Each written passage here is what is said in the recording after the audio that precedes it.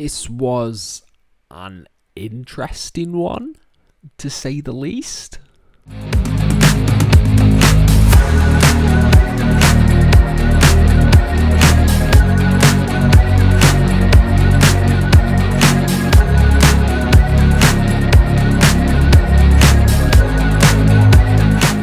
Hello and welcome to FTTR, I am Ian McQuaid, and today we are talking about AEW Full Gear 2023.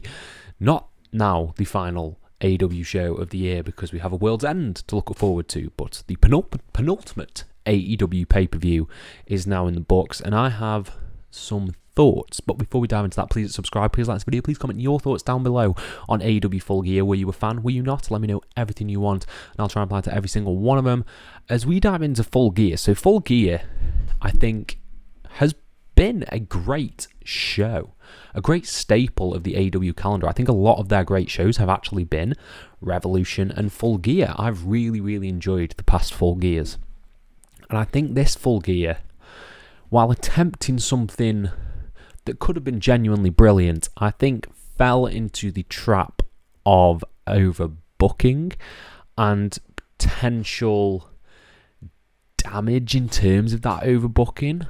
The wrestling, pretty much flawless throughout, but I think the booking of Full Gear itself was the issue, particularly with that main event story. So we'll get into the main event story in a little bit, but this is my full review where we talk about everything on the show, every match, every angle, everything that happened, and I'll give you my full thoughts on that. So first off, I didn't watch 0 Hour, but there was a good sort of catch up with the big angle at the end where MJF is written off. His leg has been destroyed by Bullet Club Gold, by the Guns, and he there pleads in the ambulance to Adam Cole, don't let them take my title away from me. Awesome hook, awesome setup to lead into the main show, because you are like, what in earth is going to happen here? MJF's been taken away, Adam Cole's here, is the injury angle work? Who knows? But it was a really cool and interesting hook leading into the main show, and the main show kicked off with a big 6-man tag as Adam Copeland teamed with Sting and Darby Allin to take on Christian Cage, Luchasaurus and Nick Wayne in a fun, let's beat up Darby Allin 6-man match. This played out exactly how I thought it would, with Christian avoiding Edge, avoiding Adam Copeland constantly, and them teasing out that match, because that's the match you're building to. While this is part of Sting's retirement tour, it's good to see that they are building the Copeland-Christian feud, which should be a really good payoff at probably World's End, where you'll get a big, probably stipulation match, Christian Cage versus Edge, and that's where you get the big payoff for that. I think it was good. Darby taking some really awful bumps. The chokeslam from the ring to the apron looked awful, looked horrendous. Darby's poor body. You had a little bit of Ric Flair interference, which was iffy to say the least. I like Christian low blowing the man, but why is Ric Flair a part of this? Why? And then you got to the end of the match. The end of the match saw Copeland run off Christian Cage. Christian Cage ran, left Luchasaurus and Nick Wayne hanging, and then it was a big finisher spree. It was a spear with a scorpion death drop and a coffin drop on Luchasaurus that gave the good guys the win. The aesthetic for the good guy team as well looked awesome. They looked so cool with the face paint and the coats and everything like that. Really cool unit, really cool trios unit. Give them the trios titles, why not? This was a fun way to kick off the show. And I'm excited to see where Christian goes from here. I'm excited to see where Sting goes from here. But I'm not excited to see where Ric Flair goes from here. Hopefully away, so we don't have to see him on TV. Following this match, we had more of the main story of the show as Tony Schiavone comes out here to gift the AEW World Championship to Jay White. That's essentially what they were doing. It's spelled out clear as day. You can go back and watch it. He is going to give the AEW World Championship to Jay White until Adam Cole's music hits. And Adam Cole says that he will take the place of MJF in the main event. And there's a graphic and everything for the match. It says Tony Khan signed off on it. I have numerous issues with this in particular. I think the MJF through line for this show could have been really good, but they added so many contrivances and just head scratching moments. Like, why on earth would Tony Khan allow Adam Cole to compete, a man who is hobbling around on crutches and has just had surgery, but he won't let MJF compete after he's had his leg, not Pillmanized, but destroyed by the Guns. That makes little to no sense. The fact that they were going to gift the world title to Jay White brings up issues with what happened. Why didn't this happen when CM Punk vacated the belt? Why was there an interim belt for that? Why didn't it happen when Thunder Rosa was unable to compete and they granted an interim championship? It should have been for an interim belt. I think that's how you set it up. You have Jay White, easy way, Jay White versus Samoa Joe for the interim championship. Jay White is pissed about this. He goes in with more fury. Samoa Joe can be pissed that MJF comes back because it looked like Joe was going to win the belt. I think there's so many other ways you could have done this rather than having Tony Khan look like a mug and to an extent Jay White look like a mug in the main event, but we'll get to that in a little bit.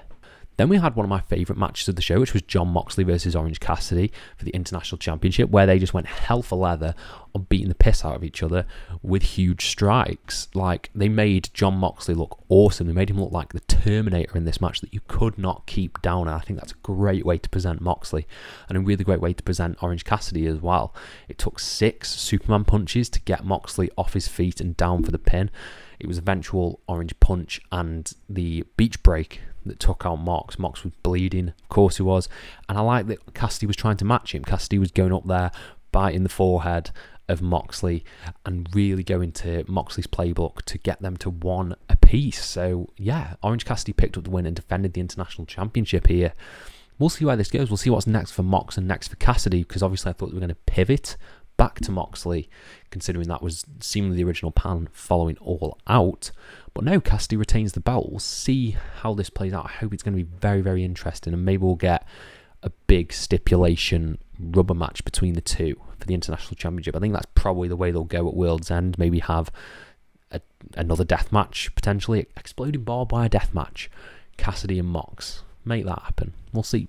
But it's very interesting. I really, really enjoyed this match. It was a really cool 12-minute sprint of a match, and it was fun. Then we got news that Jay Briscoe is entering the Continental Classic, which we will get to in just a moment. And then we had the match for the AEW Women's World Championship as Toni Storm took on the champion Hikaru Shida. I did not like this match. I did not like this match at all. I've not really talked about Toni Storm and the timeless Toni Storm gimmick. I get that it is very, very over, and on paper this is a gimmick that should be, for me, a movie nerd, a classic Hollywood cinema nerd, but I don't feel like it translates well into wrestling. I think it's a cool gimmick, a cool presentation, but when that bell rings and it's almost like Toni has toned down her style to make the gimmick fit the wrestling, I don't think it works, and it's not very entertaining to watch because it plays out more comedy than it does serious. And you're pairing it with Shida, who Shida has to sell these comedic bumps and comedic movesets. It's weird, and I get you could say that about MJF, that MJF has built comedy spots into his matches, but I feel like it's just not working. I feel like it's not working, this Toni Storm thing, and it's not necessarily grating on me, but I find it a bit one note. A little bit one note. I preferred, if they were going to go the route of changing Toni Storm's character, I liked the sort of just the unhinged Toni Storm, but now it's sort of, I don't know. I'm not gelling with this. And I thought the match itself was a bit and the win by using the steel tray was because I didn't think Toni was necessarily a heel in this gimmick as well. But I guess she's a heel, but the fans just love the gimmick. I don't know. I thought this was weird. And I didn't want to see Shida be another Transnational champion, but she's done it again. So, yeah, I'm way more into the TBS title scene than I am the world title scene at the moment. But yeah, Toni Storm picked up the win with a steel plate in her bottom to the face of Hikaru Shida. And then Mariah May came out, gave her the flowers, and Luther carried her to the back. We'll see where this goes. We will see where this goes and how this gels with other people on the roster. I'd like just a big, meaty feud for the AEW Women's World Championship. Have Thunder Rosa come back and challenge Toni Storm, or Britt Baker even just have a promo battle and have this character interact in typical wrestling fashion to see how it translates that way.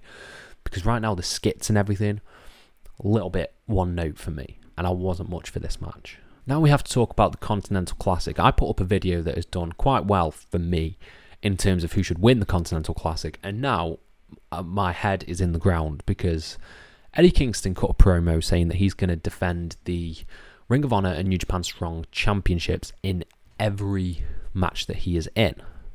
But later on, it was also specified that the Continental Championship would be a prize in this tournament, and whoever wins that tournament will also get the New Japan Strong and the Ring of Honor Championship, unifying them sort of into one big belt to be defended across numerous promotions. Neat idea, but if Eddie beats someone, or Eddie loses to someone who's not in the final, what happens then? I feel like you've overcomplicated this. It just needed to be a tournament and the winner gets a shot at the world title. That's all it needed to be. Yet we now have this overcomplication, and yeah, it wasn't hard to mess up. It wasn't. You didn't need to add this.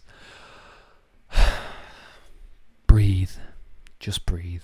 We'll talk more about the Continental Classic in another video, I think, after we see sort of like the full brackets, because I thought we'd at least get that. We haven't even got the full brackets announced yet. We've got a few people, but not the full lineup of who's actually in the tournament. So that strikes me as they haven't decided yet. So we will see about the Continental Classic. Then we got the Fatal 4-Way ladder match for the AEW World Tag Team Championships as Ricky Starks and Big Bill defended their titles against LFI, against FTR, and against the Kings of the Black Throne. This was a really, really fun ladder match. This was awesome, to say the least. I wasn't gelling with it at the start, but when they fully got into full gear, no pun intended, it got awesome.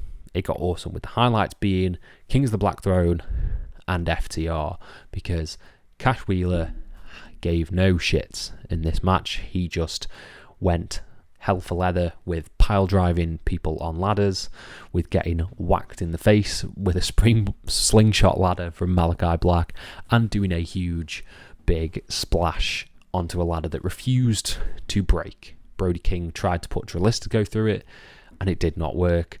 Cash went to splash Brody King through the ladder. It did not work. They were my highlights of this match. Big Bill and Ricky Starks, I thought, were good as a unit. I'm not necessarily gelling with them as a team. I'd like to sort of transition the belts onto someone else. I was really rooting for LFI to get the win here and really sort of put a new tag team into the stratosphere. But I guess we're going with Ricky Starks and Big Bill, and they picked up. It was a weird finish because Big Bill was sort of holding Ricky Starks up, and Ricky Starks went to foul and he got pushed back up. A very, very quick finish. But I really enjoyed a lot of this match. I thought it was a really solid ladder match. I feel like I haven't seen a ladder match in AEW in a while. And ladder matches, I don't think necessarily something that they do that well, to be honest. Like, you'd think with the people that they've got on the roster, ladder matches would be awesome, like the Face the Revolution ladder matches and the big multi-man matches that they do. But I can't think of apart from the Young Bucks Lucha Brothers, which was, 2019. Can't think of a ladder match that has fully stood out. So I think this is one of the better ladder matches that they have put on, and I enjoyed it in that regard. Not necessarily keen on the winner though, particularly with who the number one contenders are seemingly. So yeah, really fun 4-way ladder match. Then we got the match for the AEW TBS Championship as Chris Statlander defended the belt against Sky Blue and Julia Hart. I thought this was way better than the AEW Women's World Championship. I think the story that they told, particularly with Sky Blue and Julia Hart sort of cancelling each other out, and the power game that Chris Statlander had over both of them, was awesome. I thought it was so much more engaging and interesting. Julia Hart is an absolute star. I'm so happy she picked up the win. I loved the finish. I thought the finish was so good. There was a really good near fall off her moonsault as well on Sky Blue. That was super close. And I just thought she worked so well in this match, and just playing off Sky Blue. Like, Sky Blue's there bubbling away. Chris Statlander's the established main event star. And I just feel like Julia Hart probably should have won it at Wrestle Dream, But here was also a great opportunity, as Chris Statlander had the match won, but it was not necessarily a cheap win, but she definitely snuck the win by clotheslining Chris Statlander off Sky Blue and then hooking the leg for a quick 1-2-3, pinning Sky Blue and becoming the new champion. So you've automatically got a rematch there between Statlander and Hart in the making, and then you've also got Sky Blue bubbling away as well. Really cool triple threat. I want them to elevate this feud and make it feel so big time, like really big time. Give them promos, give them time to tell this story, because Julia Hart's doing wonders in this gimmick. Really excited for Julia Hart. Very excited for the TBS title as well. Then we got the big mystery signing. Who is it going to be? It is Will Ospreay. Will Ospreay is All Elite. Granted, he stated he won't be finishing up with New Japan until the new year. So we're going to get a little bit more Will in New Japan, then seemingly a 3-year deal with AEW, Wembley Stadium. He shouts out, awesome, awesome, awesome. Hopefully Tony Khan doesn't lose sight of how valuable Will Ospreay is. He is a huge mainstream crossover star. Please let him do Strictly Come Dancing. Then we got the match of the night. The match of the night by far and away was Swerve Strickland versus Adam Page in a Texas Deathmatch, in one of the most brutal, uncomfortable watches that I've had in a while. I don't know if I'll go back and rewatch this, because it was that uncomfortable and violent. I think the best match you can sort of compare it to would be the Bryan Danielson Ricky Starks match, the strap match, but that had minimal build, whereas this was a true unadulterated war and just violence, just utter violence that was sickening. It was a sickening, brutal Texas Deathmatch that I think Hangman Page has showed that he is the master of, because I can't think of a dud deathmatch that he's had. It was goddamn phenomenal. Like, just the way Hangman ran in, immediately started stapling Swerve, and then when Swerve started no-selling the staples, when Page drank the blood of Swerve and Triple H launched it out of his mouth, my God, that just set the bar. And that was like in the first 7 minutes or so, maybe not even that. And then they just escalated it further and further. The chair of barbed wire getting wrapped around the face of Hangman Page was one of the most gruesome things that I've ever witnessed inside a wrestling ring. Just blood everywhere. The 450 onto the glass, the cinder block shot, Prince Nana getting put through the table on the outside. Everything about this match was awful. I'm fine with the Brian Cage interference. I think it veered on taken away a little bit, but in the same way the Don Callis interference didn't bother me in the Omega Ospreay match, it didn't bother me that much here. But I can see why people would be upset with that. And then you got the finish, which was Swerve beating Hangman again, choking him out with a chain, hanging the Hangman for the 10 count victory. Hangman Page could not make it to his feet. Swerve is a made man. If they do not capitalise on the momentum of Swerve after this, then they are just idiots. Whoever's running it is idiots, because they need to capitalise on this momentum. Either give him a title shot, give him a title win, or give him an awesome showing in the Continental Classic, because he needs to carry this momentum through as potentially your next world champion. I think he's that over. And I think someone might have been on Twitter or something like that, he carries himself like a video game villain or like a subdued anime villain, and I love that. I love the way Swerve carries himself with Nana in the background as well. Swerve is made. Capitalise on his momentum now after this match. This was a match of the year contender. I'm interested to see where Swerve goes from here. Interested to see where Hangman goes from here. Absolutely awesome match. Then we got the tag team match between the Golden Jets and the Young Bucks. This had a lot to follow. I don't think it landed necessarily. I think this was a bit of a weird match, considering that 3 of the 4 people were in the Revolution tag match. That is probably the greatest AEW match of all time. This struggled a little bit. I enjoyed the story that they were telling. I liked the Bucks being heel. I liked some of the spots in here, like Jericho catching, I think it was Nick Jackson from the Meltzer driver into a code breaker was awesome. I don't really get Kenny teasing the turn already. Like, how long are we doing this?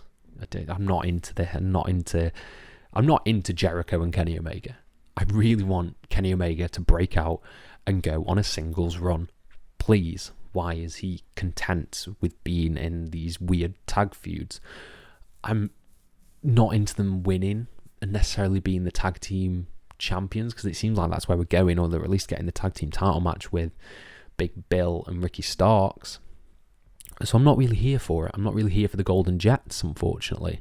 I think the Bucks turning full heel and now losing their title shot. We'll see where they go from here. I'd like to see... My ideal pitch for that would be Young Bucks join Bullet Club Gold. I think they have history with Bullet Club. They have history with Jay White. Maybe they veer off and that's how you get to Kenny and Jay. Maybe that's how you do that feud. Have the Bucks join Bullet Club Gold because they can be that egotistical, annoying, heel Bucks, which is what I love about the Bucks. I love the Bucks more as a heel unit. I think the Bucks join Bullet Club Gold. That's sort of how you reheat Jay White after his loss from MJF in the main event, which we'll get to in a moment. But this tag match for me didn't really do anything for me. It couldn't follow Hangman Swerve, even though it tried. And yeah, sucks that it's all these guys as well, because I love all of them. And then we got the main event. We had Adam Cole versus Jay White. Now, what happened was Adam Cole made his way to the ring. He made his entrance first. Then Jay White came down. Then big ambulance comes in.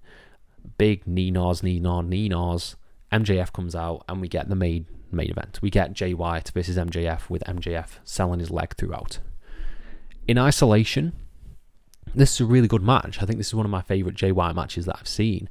If you can just watch the match from bell to bell, awesome. Working the leg, awesome. MJF digging deep to hit these big moves, hit the kangaroo kick, hit a huge cutter on the outside, jumping like a leapfrog cutter to the outside. Looked awesome. I just think the story itself didn't help this. I think it was so sloppy in its execution that the match felt a bit pinned down by this. Granted, there were great near falls in this. The belt shot from Jay White was one of the best near falls probably of the year. And people really bought into, Jay could win this. And I like the story that they were telling that Adam Cole might be detracting from MJF and not helping him really in the slightest. So I really like that they were doing that. But it does make Jay White look a bit crap because he couldn't beat a man who was hospitalised, essentially. It took him 30 minutes and he still could not pull off the win.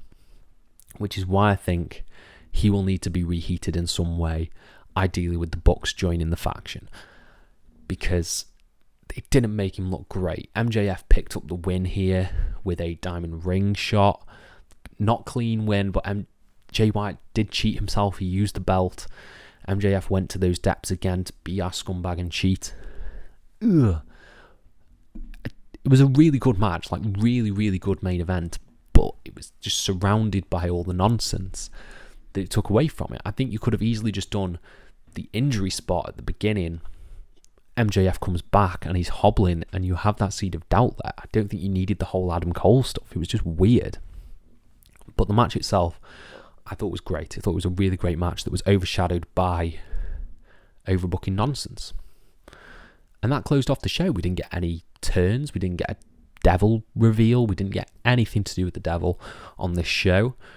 And that capped off Full Gear. I think this is probably the weakest Full Gear that they've done. I don't think the match caliber was as great as like Full Gear was. And I don't think there was a defining moment, other than the Texas Deathmatch, I don't think there was a defining moment of Full Gear for me, because Full Gear has such good track record. You've got Omega, Page, you've got the MJF turn on Cody Rhodes. There's so much good stuff from the Full Gear catalogue that, it just didn't didn't hit those highs for me. Overall, I'll give it 3.5 out of 5, which I still think is really, really good. Just not to the quality that AEW was set. I preferred All In, I preferred All Out, I probably preferred Wrestle Dream as well to Full Gear. So there's a lot of stuff there that just didn't hit the mark. But it's still a very good show. It's still a very good show. But I want to know what you guys think down in the comments below. Were you a fan of Full Gear? Were you not? Let me know everything you want down below, and I'll try and reply to every single one of them. Thank you all ever so much for your support, and have a nice day.